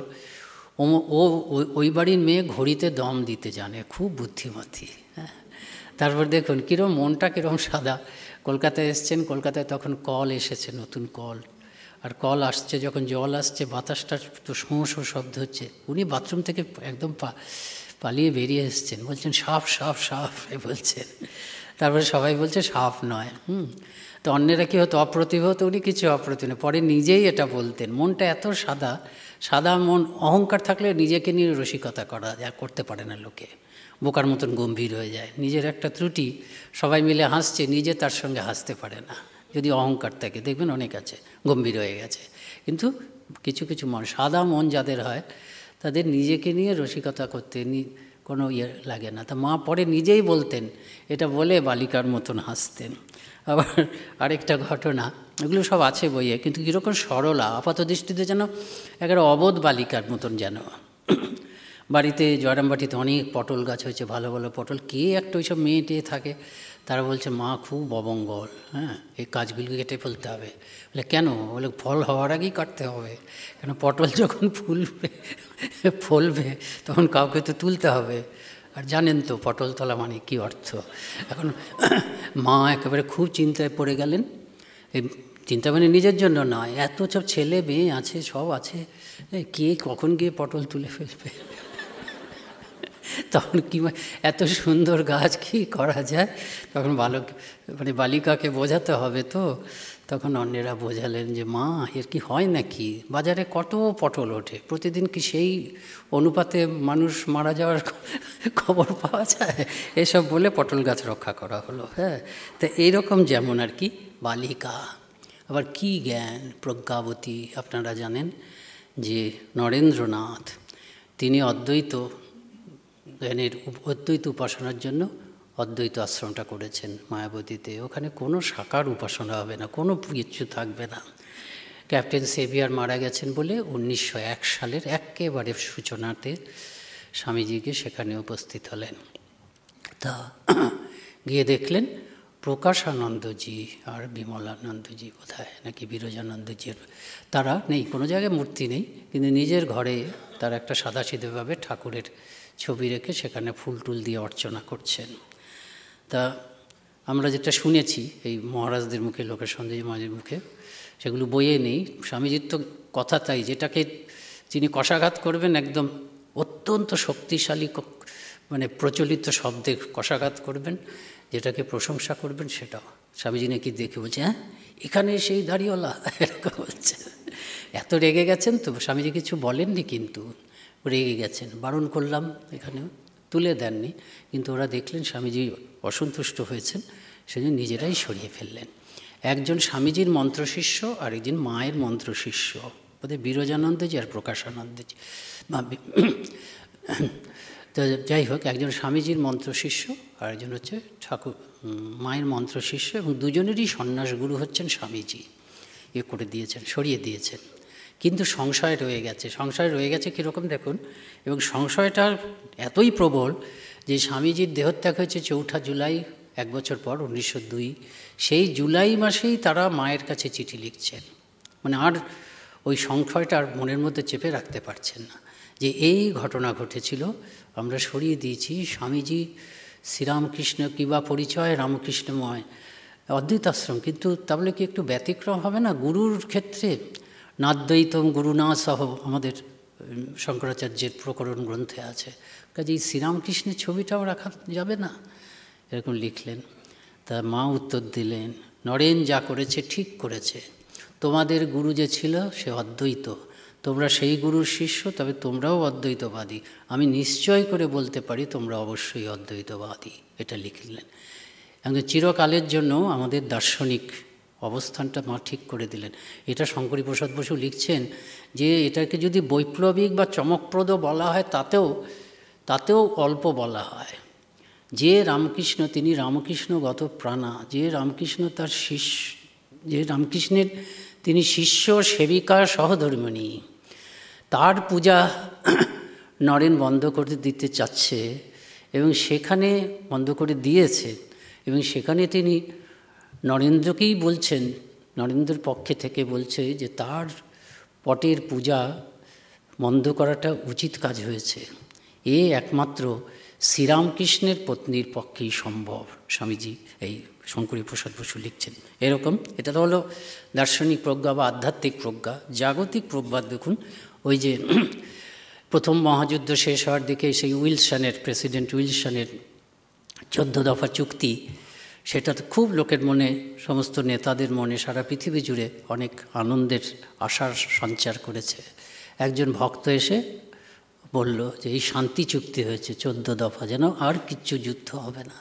মা শুনলেন সব কিছু, শুনে কি বললেন, এগুলো তো মুখস্থ কথা, যদি অন্তস্থ হতো তবে হতো। প্রথমে বুঝতে পারছেন না কি বলছে, বলে এগুলো মুখস্থ, অন্তস্থ না, এটা মুখে বলছে। এই যে তাবর রাজ্যের নেতারা, তারা মুখে শান্তির কথা বলছে, অন্তরে তারা কিন্তু শান্তি চায় না। এবং আমরা দেখেছি আর 2 দশক পরেই আবার দ্বিতীয় মহাযুদ্ধ হয়েছিল। তা কাজে দুর্গেও চেনা মুশকিল। একই সঙ্গে মায়া যেমন অনির্বচনীয়, তেমন তিনি ওরকম চেনা যেত না। ওই যে কথাটা বললাম, মাকে অনেকে বলতো আপনি তো মায়ায় খুব বদ্ধ। তা মা এইভাবে উত্তর দিতেন, আমাদের মেয়ে মানুষ, আমরা এরকম এড়িয়ে যেতেন, ধরা দিতেন না। কিন্তু একদিন একজনকে উত্তেজিতভাবে সার কথাটা বলে দিয়েছিলেন। বলছেন, কি জানো, তাও বলছেন না আমি অবতার, আমি ভগবতী, কি জানো, যারা ভগবত চিন্তা খুব বেশি করে তাদের বুদ্ধিটা খুব শুদ্ধ হয়ে যায়, তখন তারা যে জিনিসটাই ধরে ভীষণ আঁকড়ে ধরে, তাই আসক্তির মতন মনে হয়। আরশি বিদ্যুৎ যখন চমকায় তখন আরশিতেই চমকায়, ওই কাঁচটাতেই চমকায়, খড়খড়িতে চমকায় না।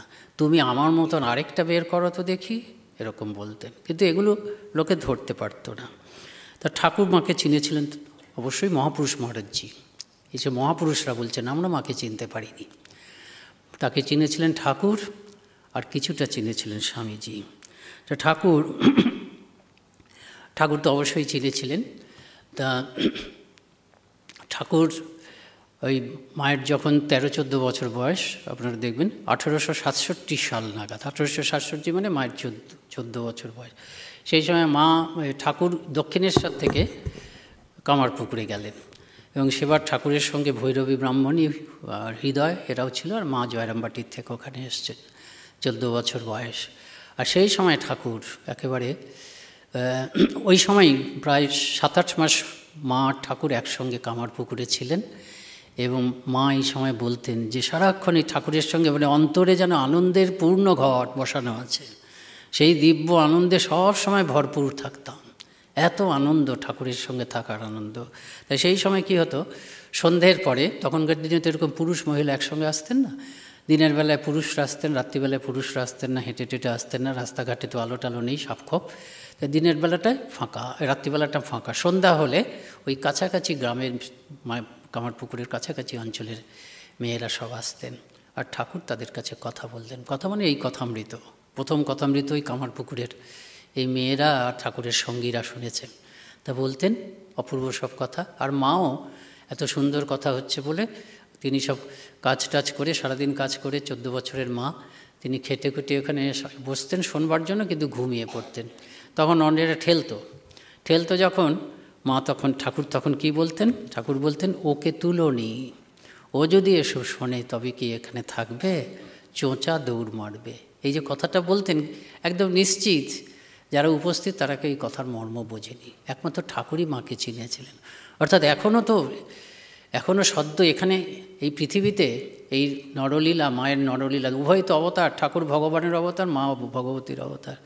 এইখানে 8 মাদার মতন এই পৃথিবীতে যে কয়েকটা বছর থাকবেন, এই বিচরণ করার মতন যে এই পৃথিবীর সঙ্গে একটা 8 সম্পর্ক, একটা বন্ড হবে, তার মতো কোনো উপকরণ আসেনি এখনও ঠাকুরের শিষ্যরা আসেনি, যাদেরকে নিজের সন্তান ভেবে এখানে আটকে পড়বেন। সবথেকে বড় কথা, রাধু তো আসেননি, এখন অনেক দেরি আছে। কাজে এখন যদি মায়ের তো সাধন ভজনের কোনো দরকার নেই, অবতারের কোনো সাধন ভজনের দরকার হয় না, অবতার সাধন ভজন করেন আমাদের জন্য। কাজে মায়ের এই কথামৃত শোনার দরকার নেই, মায়ের এই ভগবত কথা শোনার দরকার নেই। এত শুদ্ধ মন, সেই শুদ্ধ স্বরূপ মনে পড়ে যাবে, একদম শরীরটাকে ছেড়ে রেখে চলে যাবে। কাজে কী হবে, অবতারের ভগবতীর অবতার লীলা, যে অদ্ভুত লীলা ঘটতে চলেছে পৃথিবীতে, আর কখনও ভগবতীর এরকম লীলা হয়নি, সেই লীলার সংগঠিত হবে না। ঠাকুর চিনেছিলেন। আর ঠাকুর কী বলেছেন আমরা জানি, শারদা সরস্বতী জ্ঞান দিতে এসেছে, জ্ঞান মানে ব্রহ্মজ্ঞান, জ্ঞান মানে হচ্ছে পারমার্থিক জ্ঞান। এবং সেটা আমরা দেখেছি যে মা এটি দিয়েছেন, প্রধানত মাতৃত্বের মোড়কে দিয়েছেন। আরেকটা কি অদ্ভুত দেখুন, পরের বার স্বামীজি এই ঠাকুর, এরপরে মা দক্ষিণেশ্বরে এসে থাকলেন। এই যে আনন্দের পূর্ণ ঘট বসানো আছে বলে খুব 7-8 মাস থাকলেন একদম দিব্য আনন্দে। এই প্রথম বুঝলেন যে কাকে তিনি পতি হিসাবে পেয়েছেন, নররূপী ভগবান তাকেই পেয়েছেন, দেবতার মতন মানুষকে পেয়েছেন। তখনও দেবতা বলে চিনেছেন কেনা যায় না। তারপরে যে চলে গেলেন আর খবর নেই, 5 বছর ধরে কোনো খবর নেই, নানা রকম খবর আসছে। ঠাকুরের তখন ওই সাধনার উন্মাদ অবস্থা চলছে, আর নানা রকম খবর আসছে যে পাগল হয়ে গেছে, গাছে টাছে উঠে থাকে, ইত্যাদি ইত্যাদি সব শোনেন। সবাই বলে যে গলায় মা যখন চান করতে যান সবাই বলে খ্যাপার বউ, খুব খারাপ লাগে, সেজন্য কারোর কাছে যান না। শুধু ভানু পিসি, তার কাছে গিয়ে শুয়ে থাকতেন, কারণ ভানু পিসির একটা অন্তর্দৃষ্টি ছিল। দেখ গদাই তুই, এটা হচ্ছিস দেবাংশী, হ্যাঁ আমাদের জামাই হচ্ছে শিবের মতন, এসব বলে সান্ত্বনা দিতেন। এবং মায়ের মনে হতো যে কি সম্ভব, বিশ্বাস করতেন না, কিন্তু খারাপ লাগতো। তারপরে একটা খুব সুন্দর সিদ্ধান্ত করলেন নিজেই, মায়ের তখন 18 বছর বয়স। সিদ্ধান্ত করলেন কি, চক্ষুকর্ণের বিবাদ মেটাতে হবে। সত্যিই কি তিনি যাকে দেখেছিলাম দেবতা, সে কি সত্যি এখন উন্মাদ? চক্ষুকর্ণের, এটা আমার নিজের ভেরিফাই করতে হবে। আর যদি সত্যিই উন্মাদ হয়ে থাকেন, এই সময় আমারই তো তার কাছে থাকা উচিত, এই ভেবে তিনি যাত্রা শুরু করলেন। সেগুলো আপনারা জানেন। তারপরে যখন গেলেন, গিয়ে পৌঁছেছেন রাত 8টার সময়, নৌকো গিয়ে থেমেছে, খবর গেছে দূর থেকে, তখন তো চারপাশে সবই নির্জন, রাত্রিবেলায় মা শুনতে পাচ্ছেন নৌকায় বসে বসে ঠাকুরের কাছে, ওরে ও যে এলো, বারবেলা নেই তো। এই একটি কথাতেই মায়ের মন থেকে সমস্ত পাহাড় নেমে গেল, মায়ের বাবার মন থেকেও পাহাড় নেমে গেল। তারও তো কত চিন্তা যে জামাই পাগল হয়ে গেছে, আমার মেয়েটির কি হবে। একদম সেই দরদি দেখলেন, গম্ভীরানন্দজি লিখছেন, দেখলেন যে দেবতা সেই আগের দেবতাই আছে, বরঞ্চ আরও বেশি প্রেমময়। তারপর মায়ের জ্বর এসে গেছিল, সেই জন্য ওখানেই থাকলেন, একসঙ্গে এই সময় থাকলেন। তা সেই সময় প্রথম একদিন আচমকা, মা প্রস্তুত ছিলেন না, ঠাকুর জিজ্ঞেস করলেন, এটা আমরা জানি, তুমি কি আমাকে সংসার পথে নিয়ে যেতে এসছো? তখন তারা একই সঙ্গে থাকতেন। তারপরে ঠাকুর সরিয়ে দিলেন, কেন? সারা রাত তার ভাব সমাধি হতো, যদিও তিনি মাকে শিখিয়ে দিয়েছিলেন যে এরকম ভাব সমাধি হলে এই মন্ত্র বলবে, এরকম ভাব হলে এরকম বলবে, কিন্তু মা বলছেন যে সারা রাত কখন কী ভাব হবে ভয়ে কাটা হয়ে থাকতো। ভয় মানে কি, ওই আর কি, যে তিনি তো তার সেবা করার জন্য আছেন, কাঁটা হয়ে থাকতেন, কাজে ঘুম হতো না। ঠাকুর যখন জানলেন তখন তাকে বললেন তুমি তাহলে নহবতে গিয়ে মায়ের কাছে শো, মানে শাশুড়ি মায়ের কাছে শো। কিন্তু এইভাবে ছিলেন অনেক দিন পর্যন্ত একই সঙ্গে, একই ঘরে, একই বিছানাতে। তাই একদিন আচমকা ঠাকুর জিজ্ঞেস করলেন তুমি কি আমাকে সংসার পথে ছেড়ে নিতে এসছো? মা কিন্তু প্রস্তুত ছিলেন না, সঙ্গে সঙ্গে উত্তর দিলেন না, তা কেন করব, ইষ্টপথে নিয়ে যেতেই এসছি। এই সময়কারই একটা ঘটনা, সেটা বোঝা যায়। ভগিনী নিবেদিতা বলেছেন যে মা বড় হয়েছেন এই আত্মবিলয়ের জন্য। এই যখন মা ঠাকুর একসঙ্গে আছেন, ওই সারা রাত ভাব সমাধি হয়তো সমাধি হয়, কখনো কাঠ হয়ে যান, সেটা হয়তো নির্বিকল্প সমাধি, কিন্তু মাঝে মাঝে ভাব সমাধি হয়। ভাব সমাধির সময় যখন নেমে আসেন একটু একটু বোধ থাকে। তো একদিন এরকম ভাব সমাধির থেকে বোধহয় একটু বুদ্ধিত হয়েছেন। মাকে ঠাকুর জিজ্ঞেস করছেন তুমি কে? মা উত্তর দিচ্ছেন আর কিছু না, আমি সারদা, সেটাও বলছেন না, আমি তোমার সেবা করতে আছি। আবার জিজ্ঞেস করলেন 3 বার, তুমি কে? আমি তোমার সেবা করতে আছি। তারপর জিজ্ঞেস করছেন ঠাকুর তুমি আমাকে ছাড়া আর কাউকে জানো না? না, কাউকে জানি না। কাউকে না? না কাউকে না। কাউকে না? না কাউকে না। এই হচ্ছে মা নিজের সম্বন্ধে। তাই নিবেদিতা বলছেন, নিবেদিতার অদ্ভুত অদ্ভুত গভীর মানে বিশ্লেষণ মায়ের সম্বন্ধে। শঙ্করী প্রসাদ বসুর মতে যে নিবেদিতার থেকে, ঘনিষ্ঠ পরিমণ্ডলে নিবেদিতার থেকে এত গভীর বিশ্লেষণ মায়ের সম্বন্ধে কেউ করেনি। আর নিবেদিতা না আসলে সিসি মায়ের জীবনের অনেকটা দিক অপ্রকাশিত থেকে যেত। প্রথমত কি, নিবেদিতা হচ্ছে যেটা গোটা পৃথিবীর আবহাওয়াটা নিয়ে এলেন মায়ের অন্তঃপুরে। মায়ের অন্তঃপুরে মা কেমন সেটা অপ্রকাশিত থাকতো। নিবেদিতা নারী দেহ ধারিণী হওয়ার জন্য মায়ের অন্তঃপুরে ঢুকতে পেরেছেন। আর হচ্ছে প্রচলিত পরিমণ্ডলে, এই সিসি মায়ের ঘনিষ্ঠ পরিমণ্ডলে সিসি মা স্বামী বিবেকানন্দ ছাড়া নিবেদিতা একমাত্র ব্যক্তিত্ব যিনি পূর্ব গোলার্ধ এবং প্রাচ্য গোলার্ধ উভয়ের সংস্কৃতি, শিক্ষা, হাব ভাব সব কিছু সম্বন্ধে ওয়াকিবহাল। কাজে পাশ্চাত্য সংস্কৃতিতে বড় হয়ে উঠে একটি নারী সে ভারতীয় সংস্কৃতিকেও সঠিক অর্থে চিনেছে, এমন একটা মন এবং দৃষ্টি সহকারে একটি মানুষ একেবারে সিসি মায়ের অন্তঃপুরে ঢুকে গেছে এবং সিসিমাকে একদম ঘনিষ্ঠভাবে দেখেছেন। এবং সেই দেখার পরে তিনি মায়ের সম্বন্ধে বলছেন আধুনিক পৃথিবীর মহত্তমা নারী, এইসব কথা বলছেন। কাজে নিবেদিতার মানে নিবেদিতার যে মায়ের সম্বন্ধে যে বিচার, সেটা একটা মানে অত্যন্ত গুরুত্বপূর্ণ। এবং তাতে মা, এগুলো ঠাকুরমার স্বামীজির ইচ্ছাতেই হয়েছে, মায়ের ইচ্ছাতেই, যে মায়ের ব্যক্তিত্বটা অনেক দিকটা খুলে গেছে। তা নিবেদিতা বলছেন যে এই আত্মবিলয়, এই অপরূপ আত্মবিলয়, এটাই মাকে বড় করেছে, মহান করেছে। তাই ইষ্টপথে সাহায্য করতে এসেছি। তাই ইষ্টপথ কিন্তু মা ঠাকুর যখন এই ইষ্টপথের কথা বললেন, মানে মা যখন এই ইষ্টপথের কথা উচ্চারণ করলেন, তখন কিন্তু ঠাকুর নিজেই তার ইষ্টপথ সম্বন্ধে পুরোপুরি ওয়াকিবহাল নন। ইষ্টপথ, একজন মানুষের ইষ্টপথ কি সেটা ঠাকুর জানেন। একজন ভক্ত মানুষ, একজন সাধক মানুষ, কিছু কিছু পথে, অনেক পথে গিয়ে তিনি সিদ্ধ হয়েছেন। তার ইষ্টপথ কি? ইষ্টপথ হচ্ছে হিন্দু ধর্মে যেমন বলা হয়, যে সনাতন ধর্মে যেমন বলা হচ্ছে, প্রতিটা মানুষের ইষ্টপথ হচ্ছে অভ্যুদয় এবং নিঃশ্রেয়স। আইদার অভ্যুদয় করে তারপর নিঃশ্রেয়সে যাও, নয়তো সরাসরি নিঃশ্রেয়সে চলে যাও, যেমন তোমার সংস্কার। অভ্যুদয় মানে জাগতিক উন্নতি, আর নিঃশ্রেয়স মানে তার থেকে শ্রেষ্ঠ কিছু নেই, অর্থাৎ একেবারে ভগবান লাভ, পারমার্থিক উন্নতি। এটা লক্ষ্য। কিন্তু এটাই শ্রীরামকৃষ্ণের অবতারের পুরোপুরি লক্ষ্য নয়, ইষ্টপথ নয়। ইষ্টপথ মানে অভীষ্ট পথ। কিন্তু মা বললেন তোমার ইষ্টপথেই সাহায্য করতে এসেছি। এবং পরবর্তীকালে ঠাকুর তার ইষ্টপথের কথা পরিপূর্ণভাবে বুঝবেন। এবং এই ইষ্টপথে সাহায্য করার জন্য মা যা যা করেছেন, ঠাকুর তার ইষ্টপথ বুঝতে পারলেন কবে? ষোড়শী পূজার পর। সব কটা সাধনা হয়ে গেল, বেদান্ত সাধনা, ইসলাম সাধনা হয়ে গেল। খ্রিস্টান সাধনা পরে করেছেন, সেটা ঠিক সাধনা নয়, আচমকা দর্শন পেয়ে গেছেন, সেই জন্য সেটা ষোড়শী পুজোর পরে হয়েছে। একটু বৌদ্ধ সাধনাও করেছে, আস্ফানক নামে একটা ধ্যান করেছেন, সেগুলো ষোড়শী পুজো। কিন্তু প্রধান প্রধান সাধনাগুলো ষোড়শী পুজোর আগে হয়ে গেছে। এই যে মাকে ষোড়শী রূপে পুজো করলেন, এটা একটা অদ্ভুত ব্যাপার। ষোড়শী মানে হচ্ছে শ্রীবিদ্যা, ললিতাম্বিকা, এইসব নামে আমরা বলে থাকি। এই ষোড়শী দেবী হচ্ছেন, তিনি হচ্ছে ঘনীভূত আদ্যাশক্তি। এটি আপনারা শতরূপে সারদাতে দেখবেন, স্বামী হিরণ্ময়ানন্দীর একটা অসাধারণ প্রবন্ধ আছে, সে মহিমনি, যে ঘনীভূত আদ্যাশক্তি। এই যে ঠাকুর মায়ের সম্বন্ধে বলেছেন সরস্বতী, মার সম্বন্ধে স্বামীজি বলেছেন দুর্গা, মা নিজে ইঙ্গিত দিয়েছেন নিজ মূর্তি অর্থাৎ বগলা।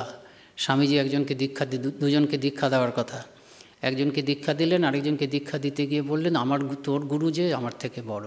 ঠাকুর বললেন, দেখবি বাইরে শান্ত ভাব, ভেতরে বগলার ভাব। অর্থাৎ মাকে বগলা বলা হয়েছে, দুর্গা বলা হয়েছে। মা নিজে বলছিলেন আমি কালী, জগদ্ধাত্রী।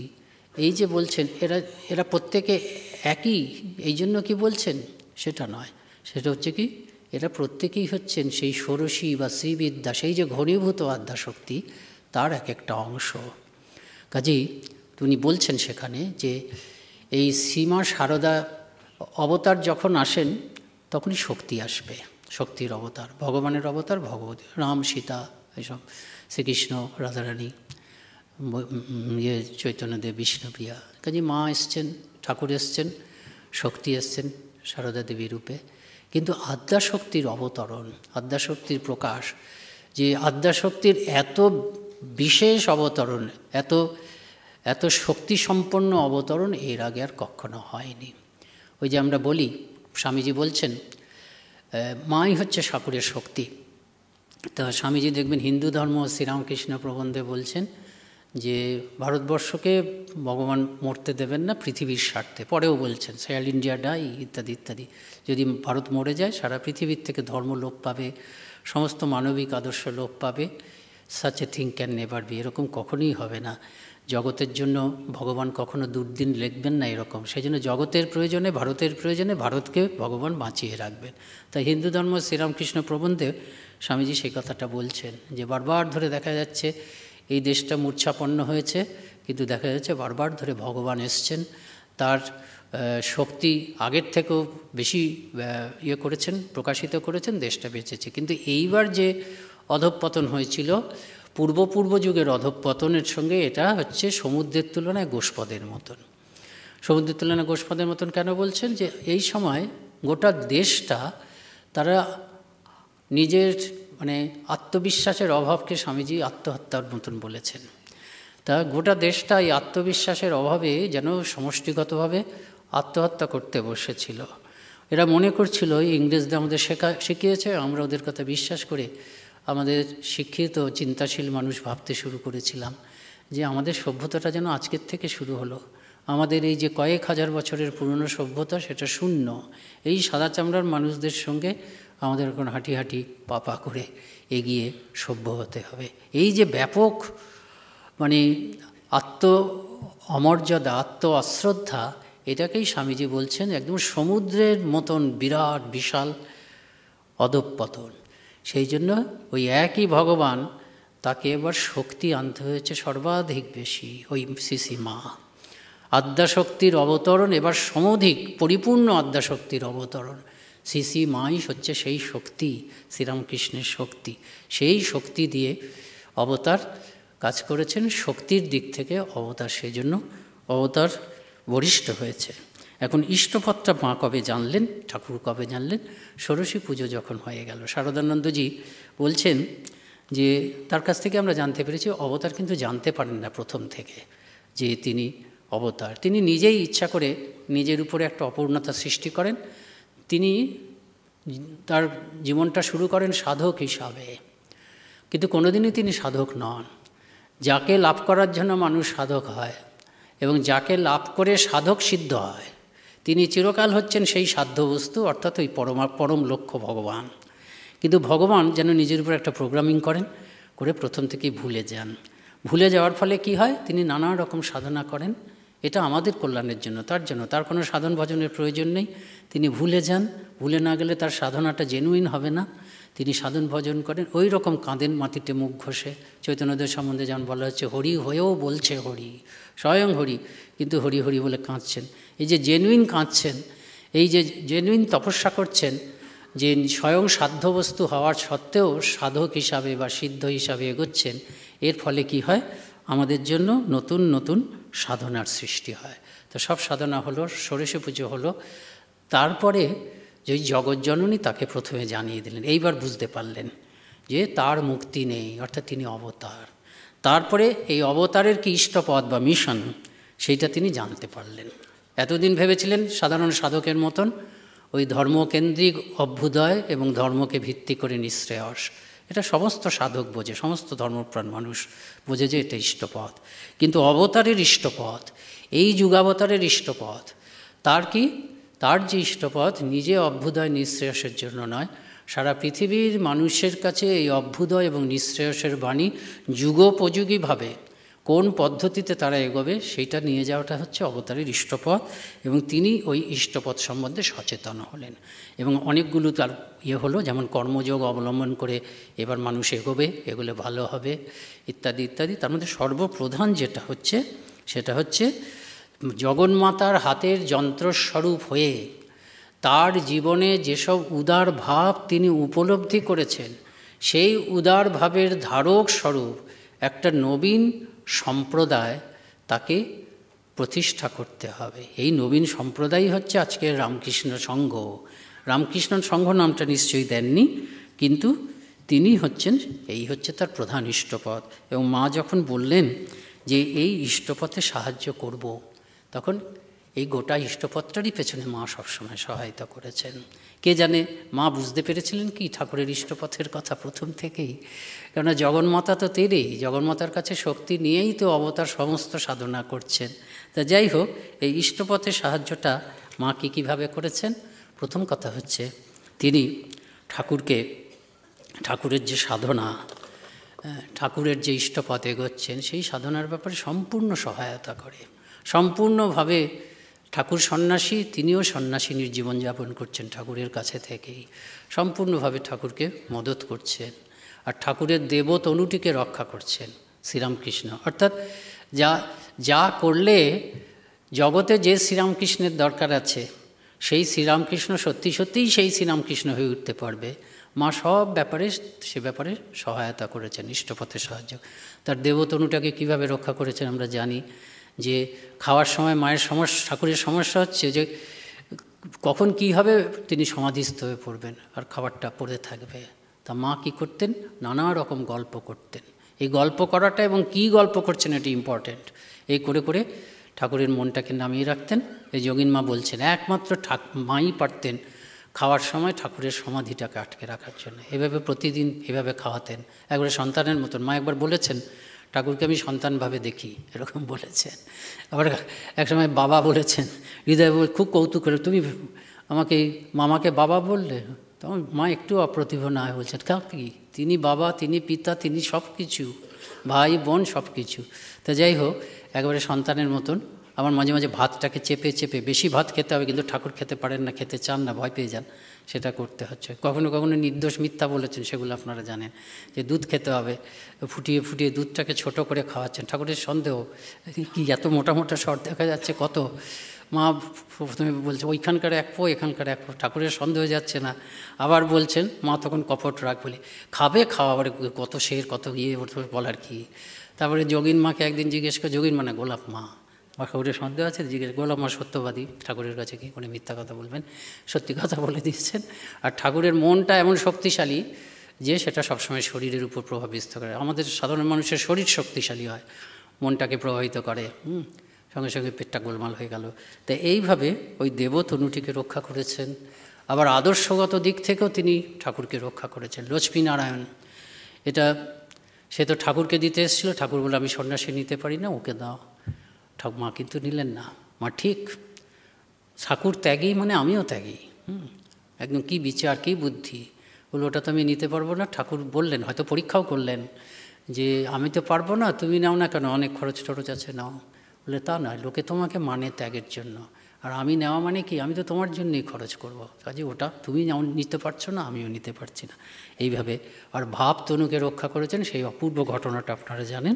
গম্ভীরানন্দজির বইয়ে গম্ভীরান মহারাজ খুব সুন্দর কথা বলেছেন ওই প্রসঙ্গে, যে ঠাকুর গেছেন, প্রতিদিনই এরকম যেতেন, মা কালীরকে প্রণাম করতে গেছেন সকালবেলা, সেই অবসরে এসে মা একটু কাজ টাজ করছেন, বোধহয় বিছনা টিছনাগুলো ঠিকঠাক করছেন, এমন সময় হঠাৎ পিঠে কে যেন হাত দিচ্ছে, তাকেই অবাক হয়ে গেছেন। মা তো প্রস্তুত ছিলেন না, দেখছেন ঠাকুরের চোখ দুটো জবা ফুলের মতন লাল, আর টলছেন, পাটা নড়ে যাচ্ছে, এবং ঠাকুর বলছেন, ভাবাবিষ্ট তো, সেজন্য জ্ঞান আছে যে এরকম হলে লোকে বলে, তাই বলছেন যে ওগো আমি কি মদ খেয়েছি?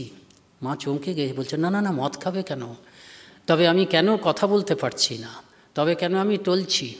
হ্যাঁ, মা সঙ্গে সঙ্গে একটু চিন্তা না করে বললেন, না না, তুমি মদ খেতে যাবে কেন? তুমি মা কালীর ভাবামৃত পান করেছো। আমরা কেউ বলতে পারতাম ওই অবস্থা ঠিক এরকম উপযুক্ত একটি শব্দ, যে শব্দটি ছাড়া ঠাকুরকে সান্ত্বনা দেওয়া যাবে না। ও তাই? সঙ্গে সঙ্গে ঠাকুর নিশ্চিন্ত হয়ে গেলেন।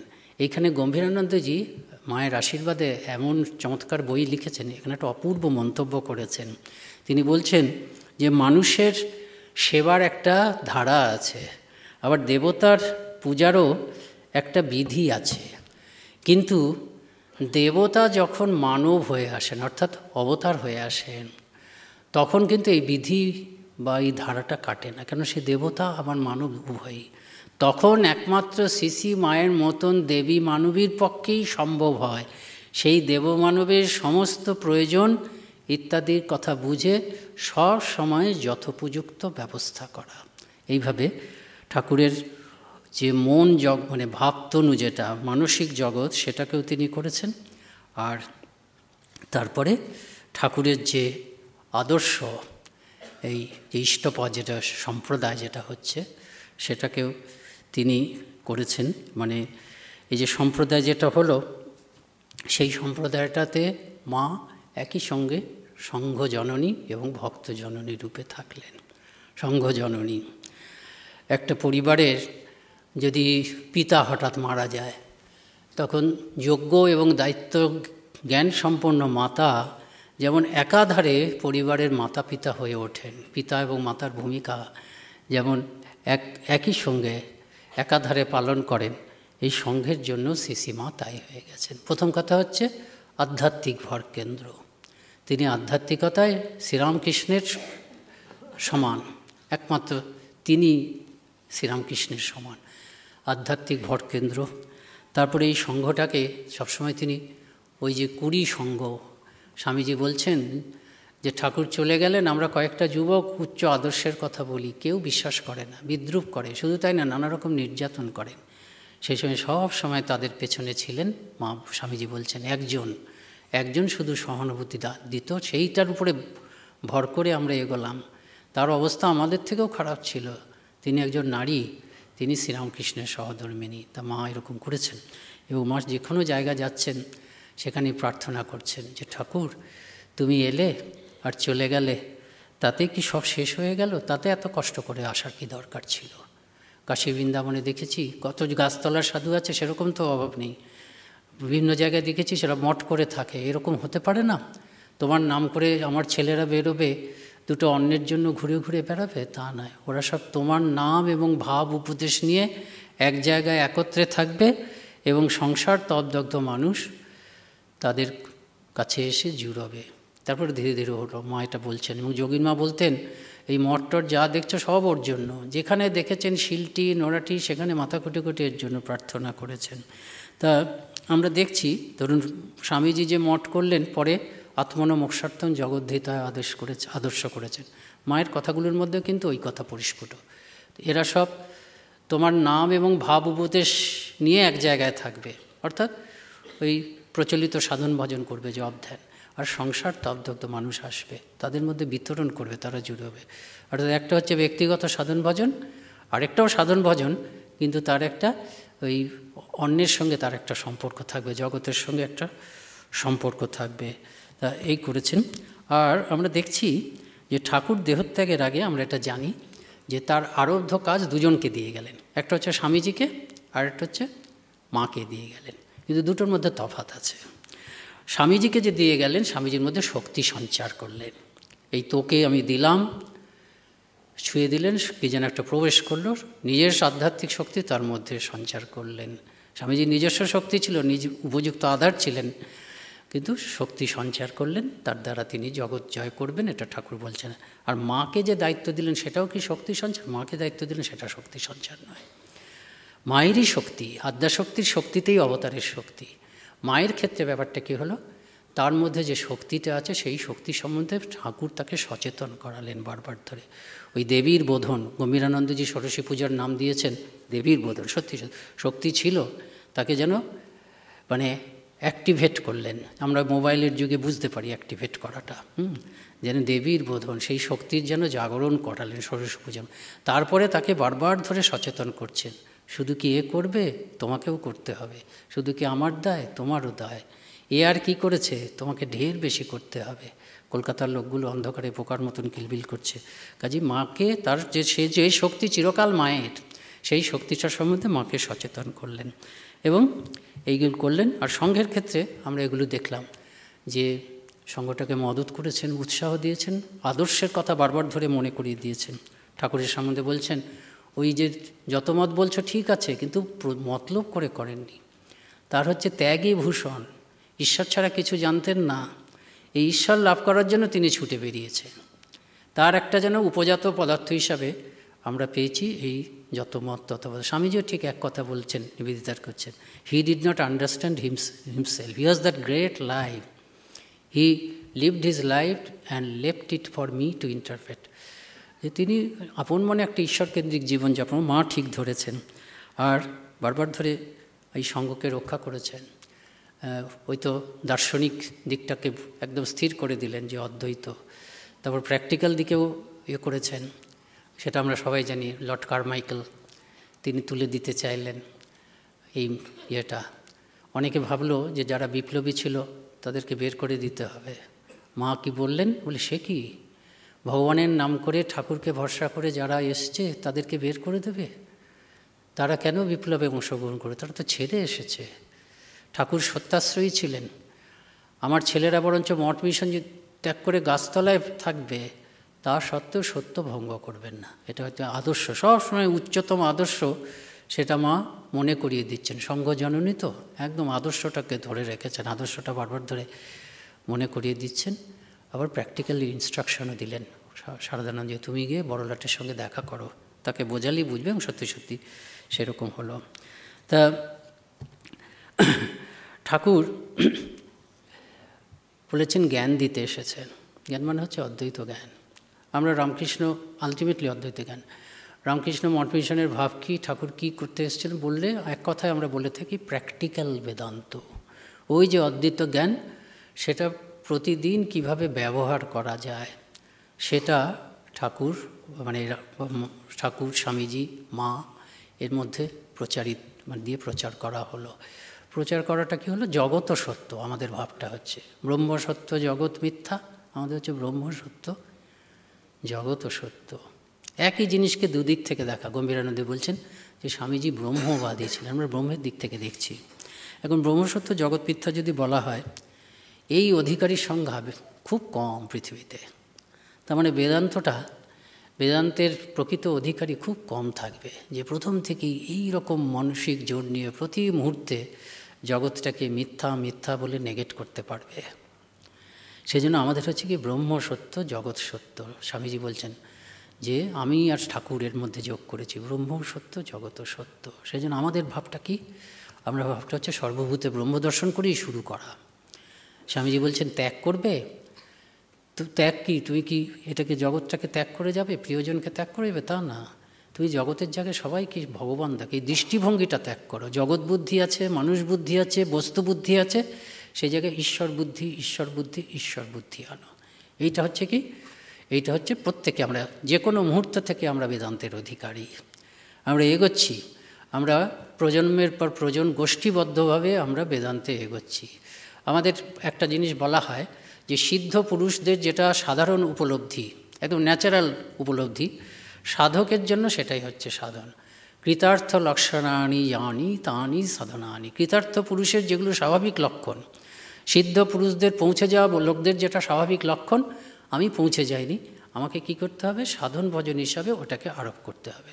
এই ঠাকুর, স্বামীজি, রাজা মহারাজ এরা পৌঁছে গেছেন, হরি মহারাজ এরা পৌঁছে গেছেন, এরা দেখছেন কি ছাড়া মানে ব্রহ্মসত্য এবং জীব জগৎ ব্রহ্ম, এটা দেখছেন, আমরা দেখছি না।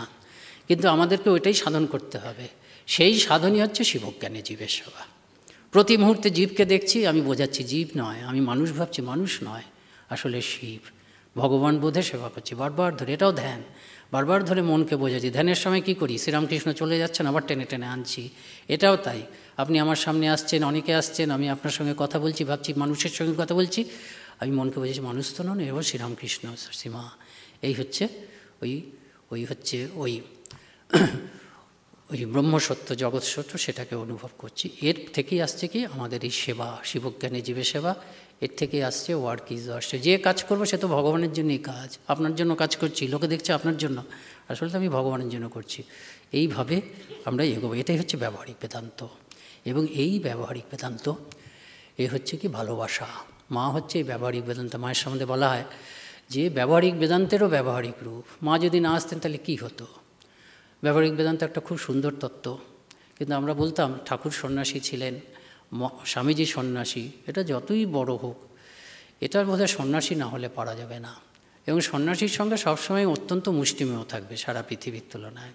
কিন্তু অবতারের জীবনব্রত, ইষ্টপথ, অবতার বা অবতার সঙ্গিনী মা, ঠাকুর, স্বামীজির ইষ্টপথ, সেই ইষ্টপথ তো শুধু সন্ন্যাসীর জন্য নয়, সন্ন্যাসী গৃহী নির্বিশেষে, যে গৃহীরাই সংখ্যাগরিষ্ঠ, সকলের জন্য এই প্র্যাকটিক্যাল বেদান্ত তত্ত্বকে প্র্যাকটিক্যাল হতে হবে, ব্যবহারিক হতে হবে।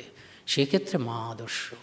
এবং ভালোবাসা হচ্ছে এটা পথ, ভালোবাসাই হচ্ছে বেদান্ত, ভালোবাসা বিগলিত বেদান্ত। স্বামীজি বলছেন লাভ ইজ বেদান্ত। কেন? লাভ ইউনিফাইস।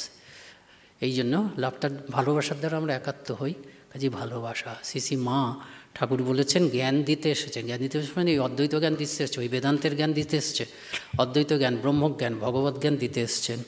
এবং মায়ের পথটা হচ্ছে কি ওই ভালোবাসা। ভালোবাসায় তার সংসার গড়ে উঠেছে। মায়ের কথা, যেখানে ভালোবাসা নেই সেখানে ঠাকুর, মা, স্বামীজি নেই। সবাইকে ভালোবাসতে হবে। আমরা অনেকে কী করি, সাধন ভজন হয়তো করি, কিন্তু নিজেকে উন্নত করার চেষ্টা করি না, সাধন ভজনও করি না, ভালোবাসার ভালো মানুষ হতে চাই না। ভালো মানুষ মানে প্রথম লক্ষণ হচ্ছে ভালোবাসা। তা এই জিনিসটা মনে হয়, দেখুন মায়ের স্নেহ আমাদের সকলের উপর আছে। যেমন মা বলছেন শরৎও যেমন ছেলে, আমজাদও তেমন ছেলে। হ্যাঁ, আমজাদ একই স্নেহ পেয়েছেন, শরৎও যেমন পেয়েছেন, সেটাতে কোনো ইয়ে নেই। কিন্তু আমজাদের কোনো উত্তরণ হয়নি, কিন্তু আমজাদ ডাকাতি ছাড়েনি, ডাকাতি করতে গিয়েই মারা গেছে। তেমনি মায়ের স্নেহ আমাদের সকলের প্রতি আছে, কিন্তু আমরা কি উত্তরণ করার চেষ্টা করছি?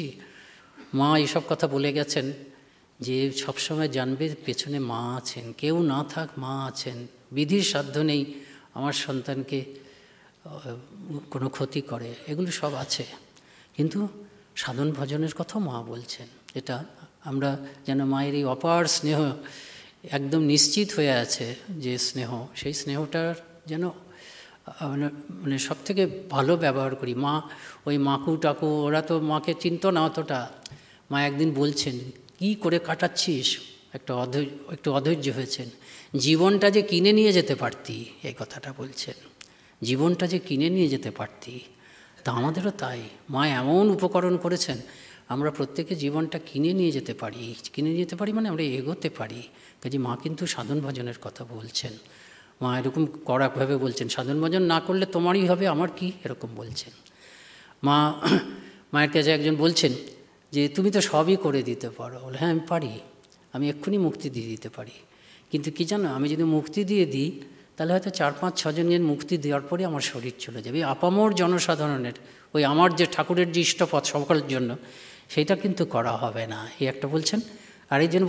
আরেকজনকে এরকম বলছেন যে দেখো আমি যা করবার দীক্ষার সময় করে দিয়েছি, কিন্তু যদি সদ্য শান্তি চাও তবে কিন্তু তোমাকে সাধন ভজন করতে হবে। কাজেই আমাদের সবাইকে এটা একটু আমার মনে রাখতে হবে। আমরা মা সাধন ভজনের উপরে খুব জোর দিয়েছেন, আমরা যেন সাধন ভজন করি। মা আছেন একেবারে সমস্ত ভালোবাসা নিয়ে।